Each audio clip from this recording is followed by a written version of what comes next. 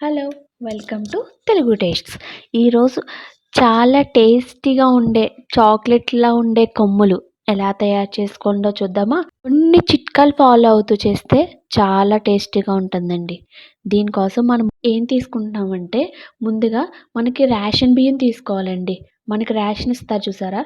ఆ రేషన్ బియ్యంతో చేసుకుంటేనే మనకి గుల్లగా టేస్టీగా ఉంటాయి. ఇప్పుడు నేను చూపిస్తున్నంత గ్లాస్‌తో ఒక కప్పు మనం రేషన్ బియ్యం తీసుకుంటే దీంట్లోకి చిన్ని గ్లాస్‌తో మనం బొబ్బరి పప్పు తీసుకోవాలి. అలా 2 కలిపి మనం ఇలా పిండి ఆడించుకొని మనం ఒక దగ్గర పెట్టుకోవాలి. ఇలా బొబ్బరి పప్పు కలిపితేనే మనకి గుల్లగా వస్తాయండి. లేదు వరిపిండితో చేద్దామంటే మనకు కొంచెం గట్టిగా ఉంటాయి. ఇలా అందుకు మనం ఏం చేయాలంటే కొంచెం బొబ్బరి పప్పు కూడా తీసుకొని ఇలా పిండి ఆడించుకొని ఇప్పుడు ఇందులో కొంచెం సాల్ట్ కొంచెం ఏసుకోవాలి. ఎందుకంటే మనం దీనికి పాకం పట్టుకుంటాం. పాకం పట్టుకునేటప్పుడు అందులో కూడా కొంచెం బెల్లంలో కూడా ఉప్పు ఉంటది కాబట్టి ఇందులో మనం కొంచెంగా సాల్ట్ ఏసుకొని మనం ఇలా ముద్దలాగా కలుపుకోవాలి. చపాతీ ఉండ ఎలా ఉంటది అలా నీట్‌గా చేసుకొని దీన్ని మనం కాసేపు ఆరనివ్వాలి. ఇప్పుడు దాని మీద ఇంకొక కడాయి పెట్టుకొని దాంట్లో నేనిక్కడ లోతైన కడాయి తీసుకున్నానండి. ఎందుకంటే ఇక్కడ నేను బొబ్బరి పప్పు వాడాను కదా! ఇలా చేయడం వల్ల ఏమవుతదంటే బొబ్బరి పప్పు నూనెలో ఏస్తే కొంచెం పేలొచ్చు. సరిగ్గా కలగకపోతే. అందుకని చెప్పి నేను ఇలా లోతైనది తీసుకొని బాగా నూనె మరిగే వరకు నూనె మరిగిన తర్వాత ఇప్పుడు మనం ఇక్కడ నేను ఒకటి చూపిస్తా అండి. ఇలాంటిది మీకు లేకపోయినా ఏదైనా హోల్స్ ఉన్నది తీసుకున్నా కానీ పర్వాలేదు. హోల్స్ ఉన్నది తీసుకొని దీని మీద పెట్టుకొని నీట్‌గా ఒక ముద్దని బాగా చేత్తోకి తీసుకొని ఇలా నీట్‌గా పాముకోవాలి. పాముకున్న తర్వాత వెంటనే కొంచెం ఏదో ఒక లిడ్ పెట్టుకొని క్లోజ్ చేసుకోండి. ఎందుకంటే మనం ఇందులో బొబ్బరి పప్పు వాడాం కదా!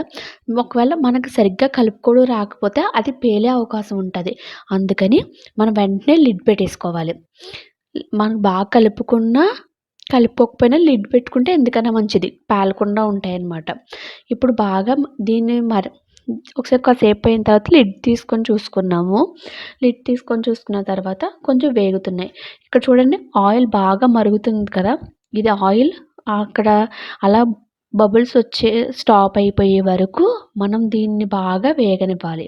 ఇప్పుడు మనకి చూడండి బబుల్స్ స్టాప్ అయిపోతూ ఉన్నాయి. ఇప్పుడు చూడండి స్టాప్ అయిపోయాయి కదా! ఇప్పుడు మనం ఏం తీసుకోవాలంటే దీన్ని నీట్‌గా తీసుకొని ఒక స్ట్రెయినర్‌లో ఏసేసుకోవాలి.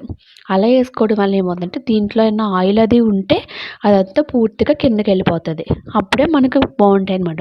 నేనేమో ఇలాంటి స్ట్రెయినర్ తీసుకొని ఇందులో ఏసేసుకున్నాను. అప్పుడు మనకి ఆయిల్ అంతా కిందకి పోయే వరకు కాసేపు అలా వదిలేసాననమాట. ఇయన్నీ చేసుకున్న తర్వాత నేను మళ్ళీ వేరొక కడాయి పెట్టుకొని ఆ కడాయిలో బెల్లం పాకానికి రెడీ చేసుకుంటున్నాను. బెల్లం పాకం బాగా మరగనిచ్చుకొని ఒక ఒక చిన్న బౌల్ తీసుకొని దీంట్లో చెక్ చేసుకుంటున్నామండి. ఇలా ఇలాగ చెక్ చేసుకునేటప్పుడు మనకు ఒకటి గమనించుకోవాలి. ఆ బౌల్‌లో చూసుకునేటప్పుడు మనకి బాగా గట్టిగా కాదు, అలాగని తీగలా కాకుండా కొంచెం మీడియం సైజు ఒక మిఠాయి చేసుకుని చూడండి ఇలా బాల్‌లో అయితే మనకి పాకానికి రెడీ అయిపోతున్నట్టనమాట. అందుకు ఇంకా మనకు కొంచెం ముక్కలయిపోతుంది చూడండి తీగల్లాగా. ఇలా కాకుండా తీగలా వస్తేనే మనకి కరెక్ట్‌గా ఉంటది. అందుకని నేను కొంచెం సేపు ఉంచుకున్నాను. అయిపోయింది. ఇప్పుడు మనం ఆల్రెడీ చేసి పెట్టుకున్న కొమ్ములున్నాయి కదండీ! ఆ కొమ్ముల్లో ఈ పాకం వేసుకొని బాగా కలుపుకోవడమే. అంతే మనకు టేస్టీగా ఉండే చాక్లెట్‌లా పిల్లలకి చాలా ఇష్టపడతారండి. చూడండి ఎంత కరకరలాడుతున్నాయో. నేను తింటూనే వీడియో చేస్తున్నాను. చాలా టేస్టీగా ఉన్నాయి. మీరు కూడా ట్రై చేయండి. కొంచెం కష్టం.